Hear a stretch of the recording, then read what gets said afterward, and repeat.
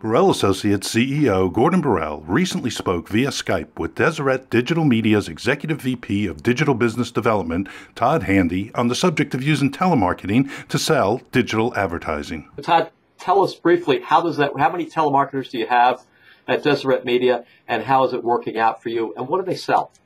Great question. So we started in January of 2010 with 4. We currently have 22, and we're budgeted to go as high as 40 this year if we need to, depending on meeting our revenue goals and so forth. We have 3 supervisors and 1 trainer. The interesting thing about the telesales folks is those 22 that would be going to 40 are all part-timers. They're working 30 hours a week. They don't have benefits. The supervisors and the trainer are full-timers, but the rest are all a flexible work staff. Many of them go to the university right next door here, so students, wives, and so forth. What they sell is primarily in our classified section. We have this perfect storm in Salt Lake City with KSL.com and the KSL classifieds. What we have found works really well for them are ad units that are clearly affordable, because these are SMBs that they're working with. In fact, I looked in preparation for this call at our average order value this month, and it's about $300. And so they are putting, in fact, we'll do about $4.4 million in revenue this year with this team, $300 at a time. So obviously you can see that there's a large amount of sales that's going on there. So what works well for us to sell is obviously the affordability, clearly the relevance. So if you are an ATV dealer and we run your ad in the ATV section in our classifieds, the contextual targeting helps a lot. But we also try to do a lot of geo-targeting, because these are SMBs.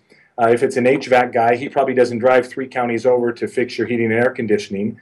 And so we try to geo-target it as well. So we're only serving the ads to those who are within the metro, or who are within the drive area, or who would, from a contextual standpoint, whatever would make sense.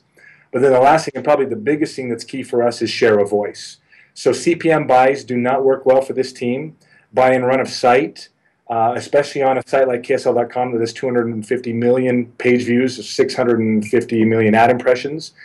Buying 100, 200, 300,000 ad impressions in a pool that big just doesn't work. So high share of voice, 50, 75, 100% share of voice, where every other ad is yours, or every ad is yours in a relevant targeted section, works very well.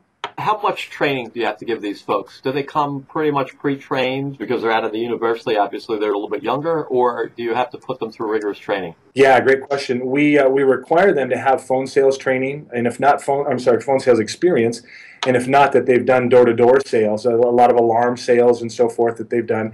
If they don't have any sales training, we're not interested in them, because although 22 to 40 is a large number, Utah is very call center centric, and so there are a lot of call centers here we can draw from. So we feel like we can be a little bit more selective in who we hire.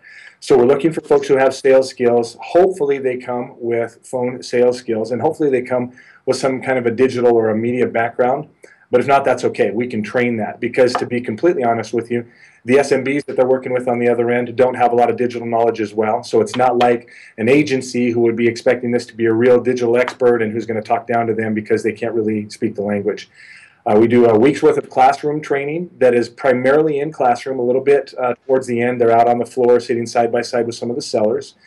And then for the first 90 days, we really do a lot of one-on-ones, a lot of side-by-sides, a lot of coachings, a lot of monitorings. By roughly the 90th day, we can tell whether or not they should stay or whether or not they should go. Clearly, they will have sales prior to that. If they don't have sales in the first 90 days, they can't stay. They've got to earn their seat. But we do some really good digital training. But then the biggest thing, I'm sure everybody would say the same thing, is we've got to train them on our properties.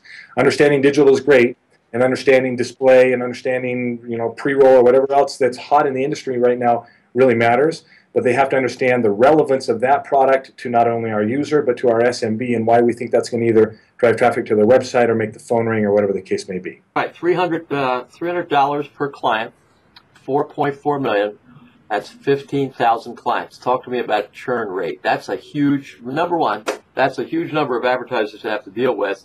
Number two, you're in Salt Lake City. You're going to eventually run out of advertisers, because it looks like you're chewing them up quite a bit right now. So, and number three, what's the churn rate on something like that?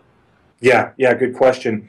And that's something that, if I'm honest, we have to become better at, is really understanding the churn, why they're churning, and how to plug the hole. This month, we just implemented a different way of looking at the way we structure our sales team. In the past, we've had a seller do everything. They would sell, They would manage, they would maintain, they would handle creative requests, they would do everything soup to nuts. This month, we divided that in two, and for lack of a better term, we've called them hunters and farmers. And that's, in the industry, a lot of folks will call it that, and they'll talk about that. And so we now have folks who are geared to just dialing for dollars, one after another, closing, closing, closing. They're used to hearing no. They can handle the rejection. They are able to process the sale. But then they hand it over to a farmer, an account manager, who then will handle that from there on out. So what we're hoping is with this movement, we'll get account managers who can focus on two things: how they can plug the hole, how they can keep that sale from canceling, that user from defecting, whatever the case may be, and that they can sell into them as well and actually grow their wallet share with us also. I don't know that that's the magic bullet, and we still have to do a better job of understanding why they're just attriting in the first place. But if we have now a structure in place to be able to help them to be saved, if you will, we can understand what's causing them to want to leave. Hopefully we'll be able to put some better strategies in place and packages in place to help them to stick around. What's the end game, if there is not an end game, but the desired result of having a telemarketing staff in terms of the percentage of total revenue at KSL that comes from KSL.com, I guess, the digital side of the equation, the percentage of revenue that comes from telemarketing staff as opposed to those making direct sales out on the street?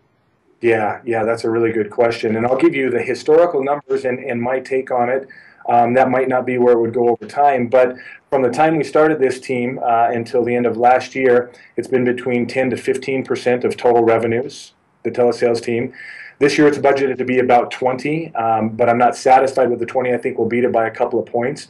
But in my opinion, I think you really could get to, and clearly you've got to have the right properties and everything else to support that, but I think you could get to 25% of your revenues coming from a telesales team if you had the right team, selling the right products, and you had enough on the back end that would sell. I really appreciate you being part of this. Thank you very much.